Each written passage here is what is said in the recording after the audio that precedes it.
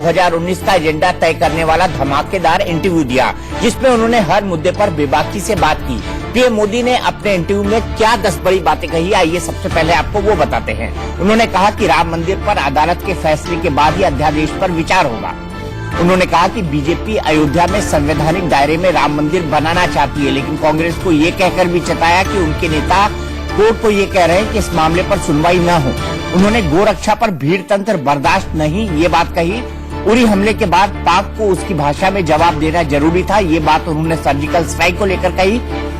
Surgical strike पर मैं पल पल की जानकारी ले रहा था, ये भी उन्होंने कहा।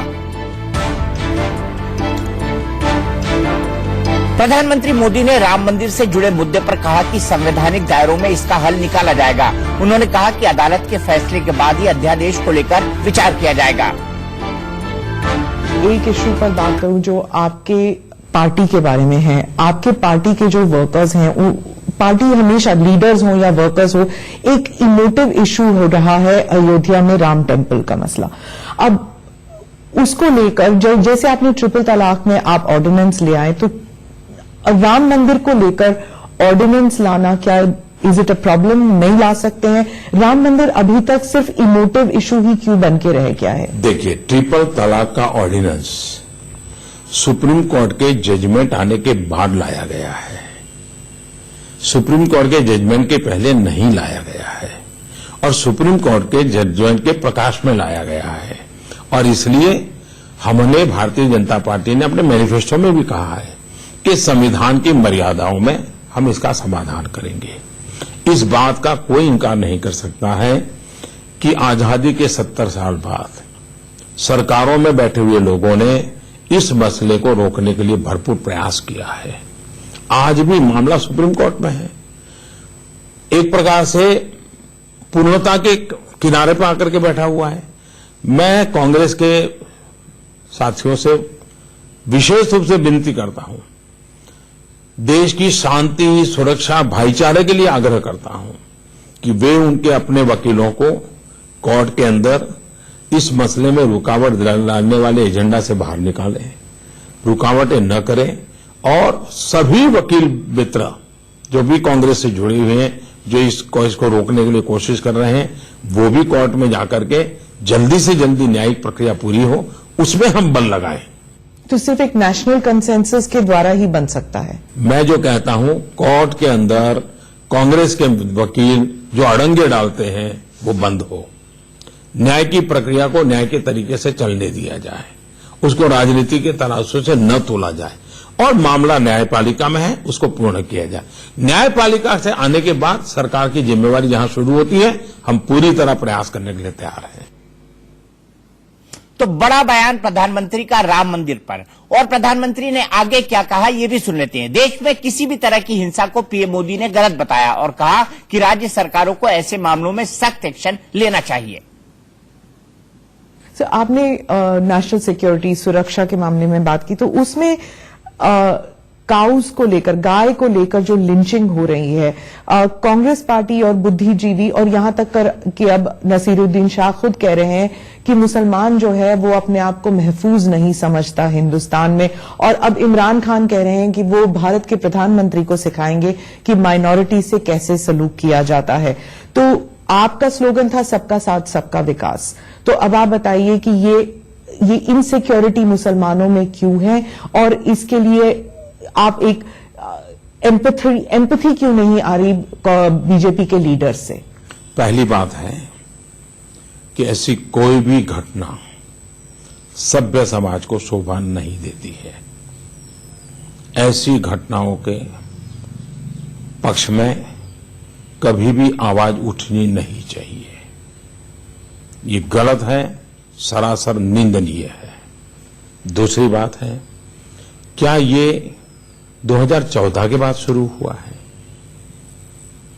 तो ये समाज के अंदर आई हुई एक कमी का भी परिणाम है। इस स्थिति को सुधारने के लिए हम सब ने मिलकर के प्रयास करना चाहिए। मैं इस सरकार में ये होता है और उस सरकार में वो होता था, उस चर्चा को बढ़ाने के पक्ष में नहीं हूं। एक भी घटना हो गलत है, ये मेरा स्पष्ट मत है। दूसरी बात है कि महात्मा गांधी जो कह रहे थे, आचार्य विनोबा जी भावे कह रहे थे, भारत के संविधान में जो भावनाओं को प्रकट किया गया है उसका भी आदर करना हम सबकी जिम्मेवारी है, देश के सभी नागरिकों की जिम्मेवारी है। हम दूसरे की भावनाओं का आदर करें तो हमारी भावनाओं की भी रक्षा होती है। ये माहौल बनाने में सभी समझदार लोगों ने रोल करना चाहिए। तीसरी बात है, दुनिया में अरब कंट्री के एक बहुत बड़े मुस्लिम विद्वान हैं, उन्होंने एक बहुत अच्छा आर्टिकल लिखा था, मैंने एक आध साल पहले पढ़ा था। इन्होंने कहा भारत से हमने सीखना चाहिए, दुनिया के लोग कह रहे हैं कि जहां विश्व के सभी संप्रदाय हैं, बहुत बड़ी मात्रा में जनसंख्या है हर एक संप्रदाय की, लेकिन इतने प्यार से मिलजुल करके जीते हैं, रहते हैं, जबकि हम एक ही संप्रदाय में मानने वाले लोग मारने काटने पर तुले हुए हैं। ये गल्फ कंट्रीज के अंदर से लिखा हुआ एक मुस्लिम स्कॉलर का आर्टिकल है।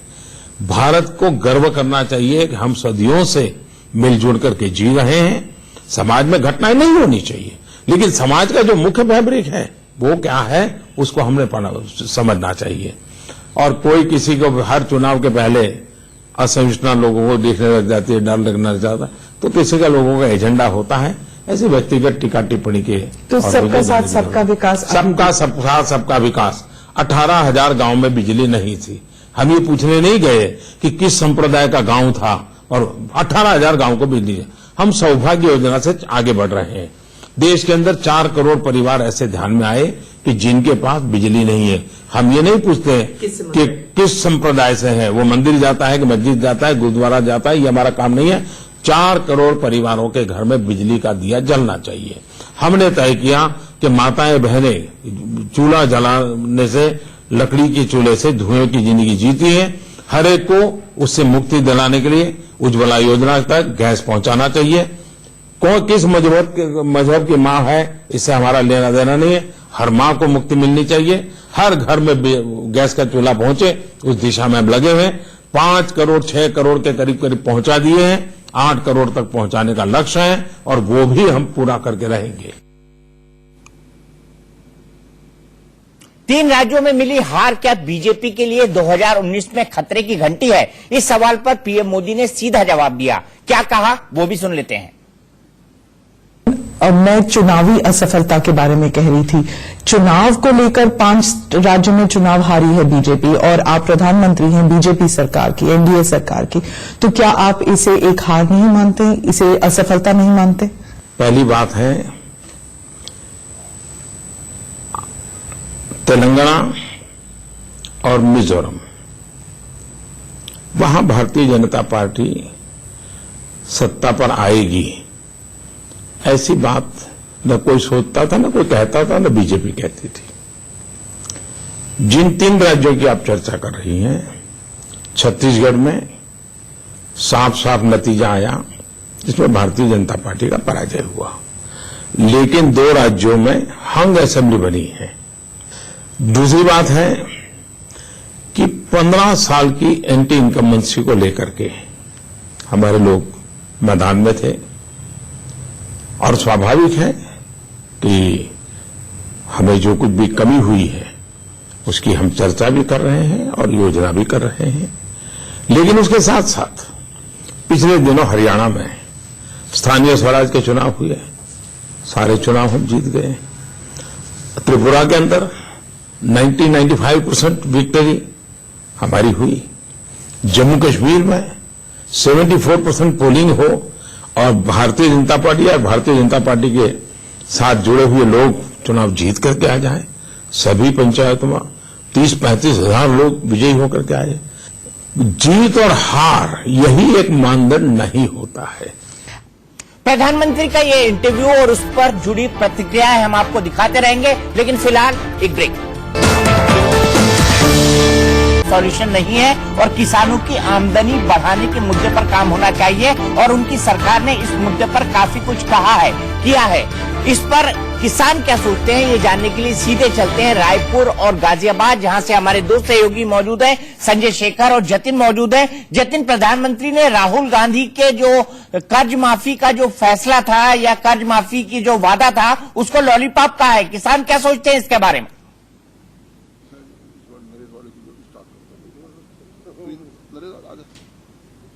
कर लेंगे, स्टार्ट करके आ जा।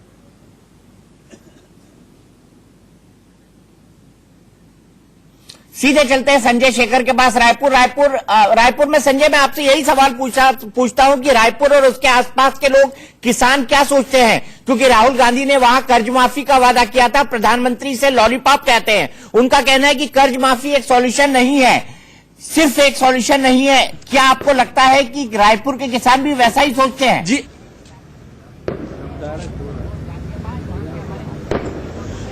हाँ दीपक जी, राहुल गांधी छत्तीसगढ़ के चुनावों में वायदा किए थे और उसको यहाँ की भूपेश सरकार, कांग्रेस के नेतृत्व वाली जो भूपेश सरकार है, उसने उसको पूरा भी कर दिया है। लेकिन आज प्रधानमंत्री मोदी ने कहा है कि वो लॉलीपॉप है, चुनावी स्टंट है और इससे किसानों का भला नहीं होगा। हमारे साथ तमाम किसान यहाँ पर मौजूद है, उनसे बातचीत करते हैं।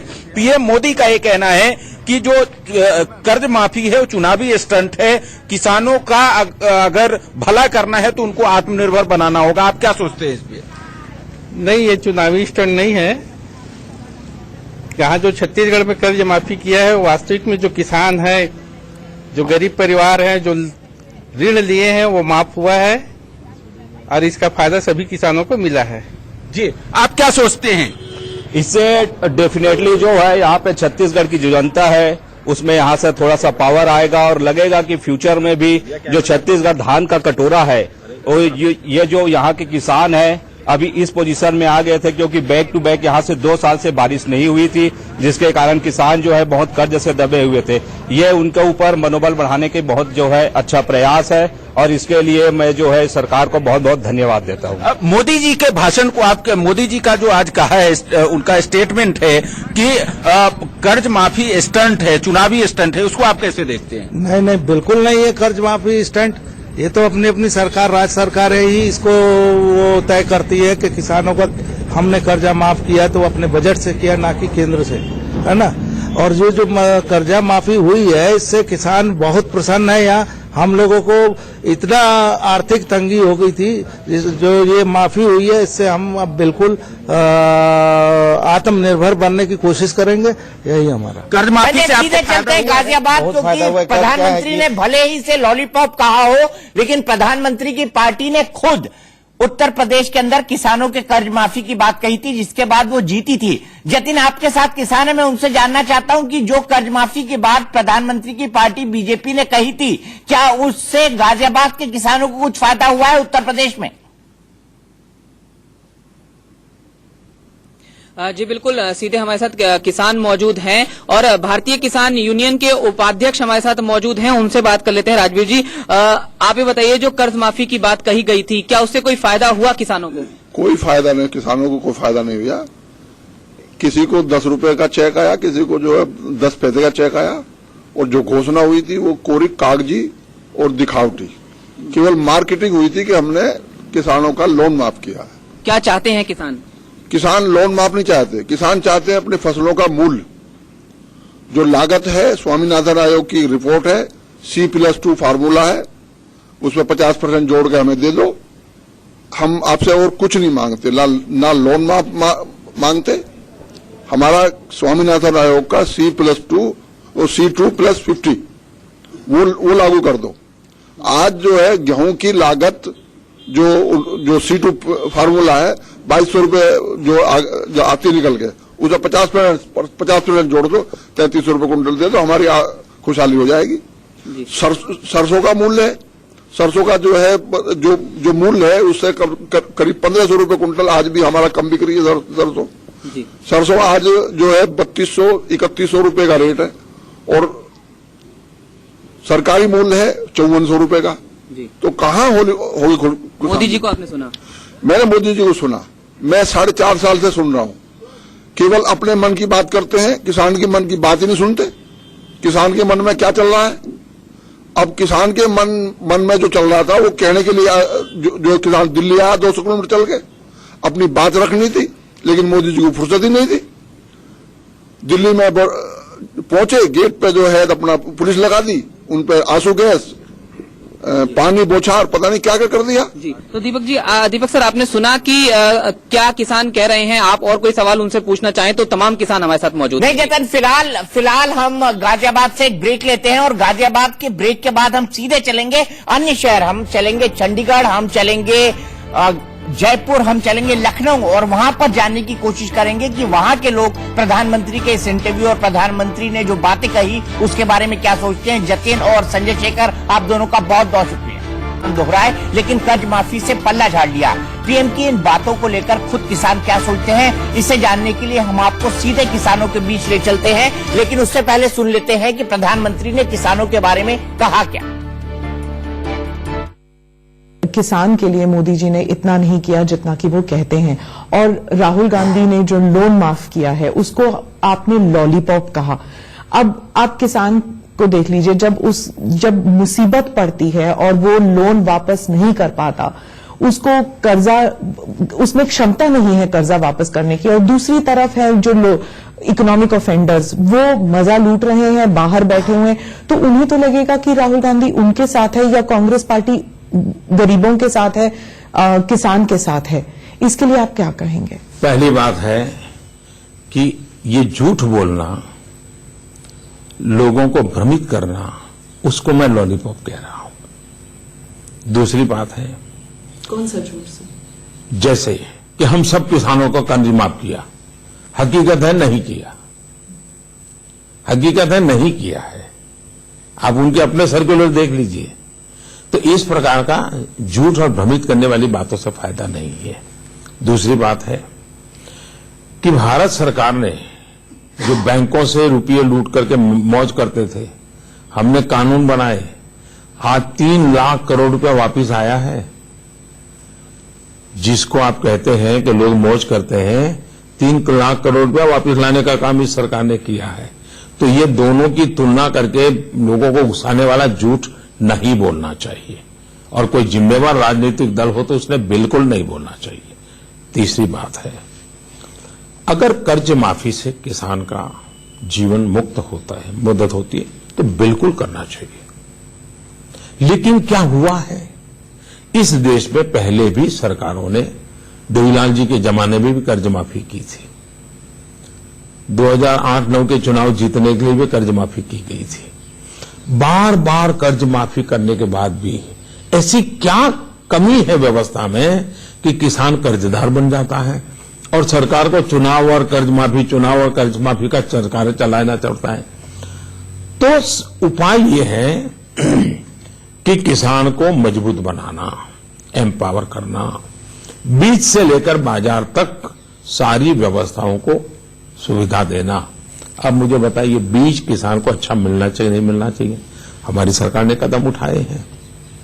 किसान को पानी मिलना चाहिए नहीं मिलना चाहिए?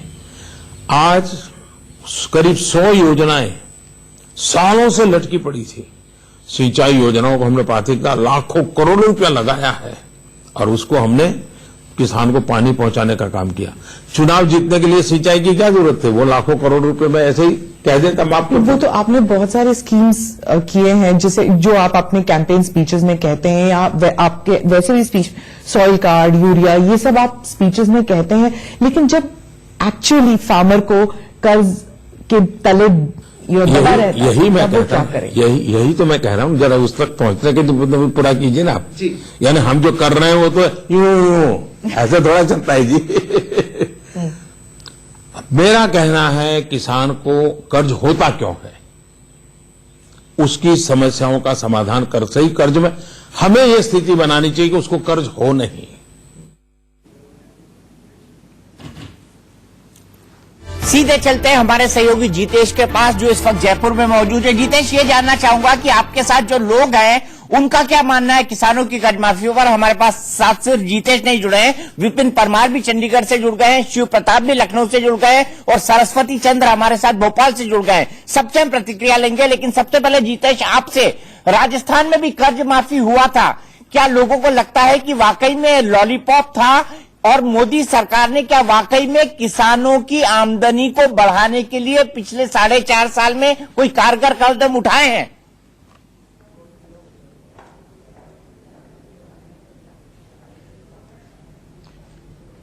किसानों का जो कर्ज माफी हुई है वाकई में ये लॉलीपॉप है या कि मोदी सरकार की बात करें तो मोदी सरकार ने 4.5 साल में जो किसानों के लिए काम किया किस तरह से देखते हैं इसको? अभी तीन राज्यों में कांग्रेस सरकार आई है, इसको लॉलीपॉप ना मान के उनको कुछ राहत दी है उसमें, और ऐसा राहत पहले देती बीजेपी तो होता उनकी सीटें आती। तो ये बहुत आवश्यक था और जो किया अच्छा किया कांग्रेस सरकार ने। कहीं ये ऊंट के मुंह में जीरे के समान तो नहीं है?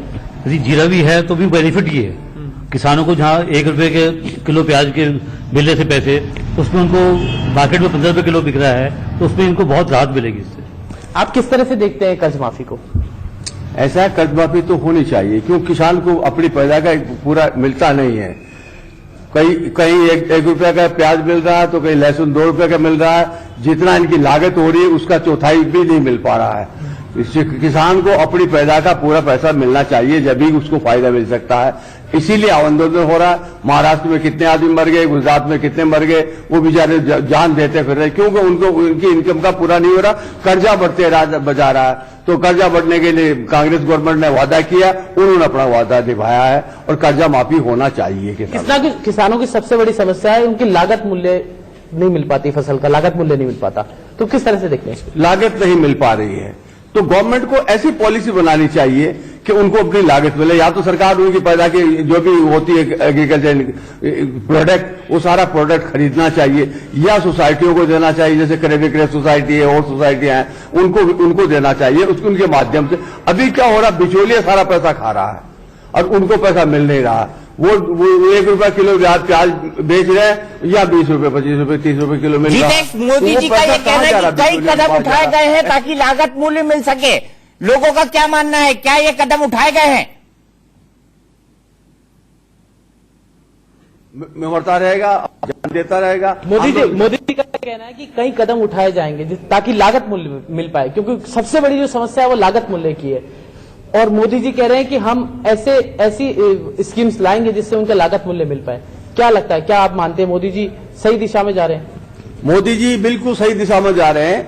हिंदुस्तान का नाम उन्होंने वर्ल्ड में किया है और उनकी बड़ी पॉलिसियां हैं और वो किसानों को कुछ देना चाहते हैं, लेकिन इसमें समय चाहिए। थोड़ी सी पॉलिटिक्स बीच में घुस रही है, उस पॉलिटिक्स की वजह से उनको थोड़ी सी रुकावट आ रही है।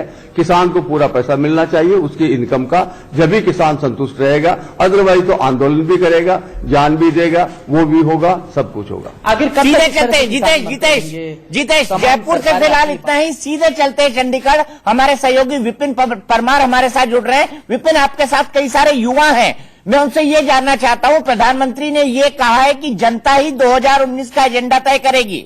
उनके हिसाब से 2019 के चुनाव में सबसे बड़ा एजेंडा क्या होगा? देखिए बिल्कुल दीपक जी, इन युवा साथियों को नववर्ष के मौके पर प्रधानमंत्री का इंटरव्यू कितना रास है, उन्होंने अपना समय दिया, टीवी और फोन्स पर सुना है। क्या समझते हैं जिस तरह से 2019 को लेकर मोदी जी के द्वारा कहा गया कि महागठबंधन जो है वो कहीं ना कहीं हारेगा और भारतीय जनता पार्टी सरकार बनाएगी, क्या किस तरह से देखते हैं उनके इस वक्तव्य? मुझे नहीं लगता है कि जिस तरह से मोदी जी पहले 2019 से पहले जो उन्होंने सरकार बनाया तो लग रहा था कि एक विजन लेके आ रहे हैं और निश्चित रूप से देश को आगे लेके जाएंगे। लेकिन जिस प्रकार से 4-5 साल में इनको मैंने देखा, मुझे नहीं लगता है कि इनकी सरकार अब बननी भी चाहिए और बनेगी भी नहीं। आप क्या कहना चाहते हैं? आपने इंटरव्यू में कौन से पॉइंट्स जो है वो नोट किए थे? देखिए, जैसे प्रधानमंत्री ने आपने सुना कि उन्होंने नोटबंदी पे बात की, उन्होंने और अपनी मन की बात की, लेकिन जनता की बात कहीं नहीं रही। हर जगह हमने मेरे ही द्वारा सारा कुछ, मतलब ये लगा कि पूरा प्राइम मिनिस्टर ने एक इंटरव्यू प्लान किया, जो उनके द्वारा क्वेश्चन सेट किए गए उसी क्वेश्चंस के उन्होंने रिप्लाई दिए। हरियाणा के किसान भी आए हैं, उनसे जानेंगे। किसानों को लेकर काफी कुछ बातें जो है वो की गई हैं, स्कीम्स लाने की बात की गई है ताकि लागत मूल्य जो है उसे बढ़ाया जा सके। आप क्या कहना चाहते हैं? देखिएगा, सबसे पहले तो इंडिया न्यूज के तमाम दर्शकों को नए साल की हार्दिक शुभकामनाएं। आदरणीय देश के प्रधानमंत्री नरेंद्र मोदी जी ने किसानों के ऊपर भी आज के भाषण में बोला है कि कर्ज माफी की जहां तक बात है, मैं कहूंगा कि जब तक वो बैकवर्ड हैं, पीछे हैं, किसान की स्थिति बहुत खराब है, तब तक निश्चित रूप से हमें कर्ज माफ करके उनको आगे लाना चाहिए। इन स्कीमों के तहत एक खिलाड़ी की बात की है, हरियाणा प्रदेश को छोड़ के, ये कहूं मुझे गर्व होता है क्योंकि मैं हरियाणा प्रदेश से ताल्लुकात रखता हूं। हरियाणा के युवाओं ने, खिलाड़ियों ने पूरे देश का गौरव बढ़ाया है, जबकि इसको छोड़ के अगर बात करें तो खेलों का भी इतना नहीं है जो मोदी साहब ने भाषण में कहा है। और दूसरी बात इन्होंने पर्यावरण के ऊपर भी रखी है, एक आयुष जो मान एक ठीक है स्कीम चंडीगढ़, अब हम किसी- सीधे चलते हैं लखनऊ शिव प्रताप के पास। शिव प्रताप, मैं आपसे ये जानना चाहूंगा कि मोदी सरकार ने सबका साथ सबका विकास की बात कही है, क्या वाकई में जो सौभाग्य योजना है उससे बिजली पहुंची है? उज्ज्वला योजना का फायदा लोगों को मिला है? मिडिल क्लास क्या सोचता है, क्या उनके लिए सरकार ने कुछ काम किए हैं? बिल्कुल दीपक जी, हम यहाँ के लखनऊ वासियों से पूछते हैं। वरिष्ठ व्यक्ति हमारे साथ। सर, प्रधानमंत्री नरेंद्र मोदी ने क्या सबका साथ सबका विकास के एजेंडे पर काम किया है? क्या आपको लगता है कि उत्तर प्रदेश में सभी के घरों में उज्ज्वला योजना, सौभाग्य योजना वाकई घरों तक पहुंची है? मेरा ये विचार है, पहले तो प्रधानमंत्री जी को जो जनमत मिला था वो बहुत बड़ा मिला था और उससे बहुत कुछ किया जा सकता था, पर कहीं वो भटक गए स्टार्ट करके, और उन्होंने जो है उनकी जो प्रायोरिटीज हैं वो प्रायोरिटीज उनकी रही नोटबंदी, प्रायोरिटीज रही जीएसटी, जबकि अगर कि देखा जाए तो हमारी प्रायोरिटी होनी चाहिए थी इंडस्ट्रियल डेवलपमेंट एंड एम्प्लॉयमेंट, क्योंकि जब इंडस्ट्रियल डेवलपमेंट पे अगर कि हमारी प्रायोरिटी होती है तो उसके साथ हमारा जो है एम्प्लॉयमेंट तो ऑलरेडी जनरेट हो जाता है, और हमारा कृषि प्रधान देश है और 60% यहाँ का पॉपुलेशन जो है वो किसान है। जापान में 2% किसान है और हमारे से ज्यादा वो उत्पादन करते हैं, तो कहीं जो है चूक हो रही है हमारी प्रायोरिटी डिसाइड करने में। शिव प्रताप, आपके साथ कुछ लड़कियां भी हैं, उनका क्या मानना है 3 तलाक बिल पर, मैं ये भी जानना चाहूंगा। तो हमारे बिल्कुल दीपक जी, कई लड़कियां हैं हमारे साथ। ये बताइए कि भारतीय जनता पार्टी 3 तलाक पे काफी आगे रहती है। प्रधानमंत्री नरेंद्र मोदी की तरफ से 3 तलाक पे कई बयान आए। क्या लगता है कि इससे महिलाओं की सुरक्षा सुनिश्चित होती है? हाँ, कई हद तक हो भी है भी, और ये चीजें जरूरी भी थी, लेकिन आप क्या कहेंगे? किस पे? 3 तलाक पर प्रधानमंत्री नरेंद्र मोदी कई बार कह चुके हैं कि हम उनको आजादी दिलाना चाहते हैं, वो जिस पीड़ा से गुजर रही हैं, उनका जिस तरीके से शोषण हो रहा, उससे आजादी दिलाना चाहते हैं। क्या लगता है इस ऐसे महिलाओं को जो सुरक्षा मिलनी चाहिए वो मिल रही है? हाँ, 3 तलाक का जो माननीय श्री नरेंद्र मोदी जी का फैसला है वो 3 तलाक का बहुत ही अच्छा है, क्योंकि हाँ 3 तलाक अगर बंद करा दिया जाएगा तो काफी महिलाओं को मतलब सेफ्टी मिल पाएगी, और जो तरह तरह की दरिंदगी हो रही है वो गंदगी नहीं फैलेगी। ये तो उनका स्टेप बिल्कुल करेक्ट है। बाकी के स्टेप जो है वो उनके अच्छे नहीं है, जैसे रोजगार को लेकर के तो उनका बिल्कुल ही सिस्टम होपलेस है, जिसकी वजह से युवा लोग बहुत ज्यादा ही फ्रस्ट्रेटेड हैं। हम जैसे लोग की मतलब जो फ्रस्ट्रेटेड है वो कुछ भी करने के लिए, पैसे के लिए कुछ भी करने के लिए तैयार हो जाता है। तो मैं उनसे गुजारिश करूंगी। शिव प्रताप, मैं आपको यही रोकूंगा, हमको भोपाल भी चलना है। सीधे चलते हैं भोपाल, हमारे सहयोगी सरस्वती चंद्र हमारे साथ जुड़े हुए हैं। सरस्वती, अगर मैं प्रधानमंत्री को कोट करूं तो उन्होंने कहा है लहर सिर्फ जनता की आशा और आकांक्षा की होती है। उनसे जब पूछा गया कि क्या मोदी लहर अभी भी बरकरार है, तो उन्होंने कहा कि लहर सिर्फ जनता की आशा और आकांक्षा की होती है और जनता ही एजेंडा सेट करती है। तो भोपाल की जनता के हिसाब से 2019 के चुनाव का सबसे बड़ा मुद्दा क्या होगा? बिल्कुल, मैं यहाँ पर युवा मेरे साथ खड़े हैं, कुछ लोग खड़े हैं, हम उनसे बात करते हैं भोपाल का मूड क्या कहता है। हालांकि मध्य प्रदेश की बात करें तो पिछले 15 साल से बीजेपी सरकार थी और अब कमलनाथ ने सरकार बना ली है, कांग्रेस ने सरकार बना ली है। कौन कौन से मुद्दे थे? युवाओं को क्या लगता है कि 2019 में मोदी को चुना जाए या फिर कोई और गठबंधन को? क्या लगता है आपको 2019 में किस तरह का सीन रहना चाहिए? चुनना तो मोदी जी को ही चाहिए, क्योंकि उनका नेतृत्व में भारत ने बहुत लंबी लंबी ऊंचाइयां हासिल की हैं अभी रिसेंटली, तो इसलिए मोदी द बेस्ट। मोदी के आगे तो कोई नहीं हो। गठबंधन की सरकार आएगी तो वो गठबंधन की रह जाएगी, सब एक दूसरे को साधते ही रहेंगे।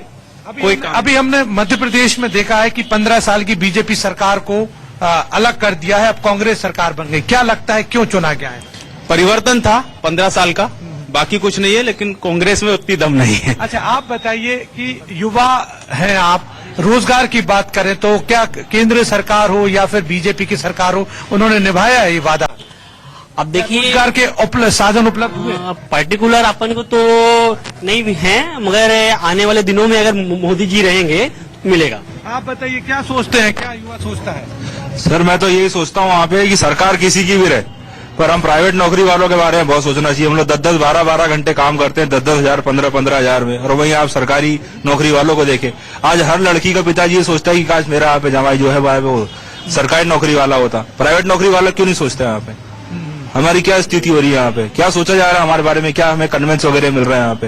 इसलिए हमें तो यही चाहेंगे यहाँ पे सरकार किसी की भी रहे, यहाँ पे हमारे बारे में कुछ सोचा जाए, प्राइवेट नौकरी वालों के बारे में भी। तो आम जनता यही सोचती है कि सरकार किसी की रहे उसके बारे में सोचा जाए, और प्रधानमंत्री इसीलिए कह रहे हैं कि सबका साथ और सबका विकास उनका एजेंडा है और उसी पर वो आगे काम करते रहेंगे। लेकिन सबसे बड़ी बात उन्होंने कही कि जनता ही 2019 के चुनाव का एजेंडा तय करेगी, महागठबंधन या फिर मोदी, ये जनता को तय करना है, और वाकई जनता ही एजेंडा तय करेगी, ऐसा मोदी जी का मानना है। फिलहाल हम लेंगे एक ब्रेक, लेकिन ब्रेक के बाद भी मोदी के इस इंटरव्यू पर खास बातचीत, और इस इंटरव्यू का क्या मतलब है, इसका राजनीतिक गलियारों में क्या मतलब है, कांग्रेस का क्या कहना है, साथ ही साथ बाकी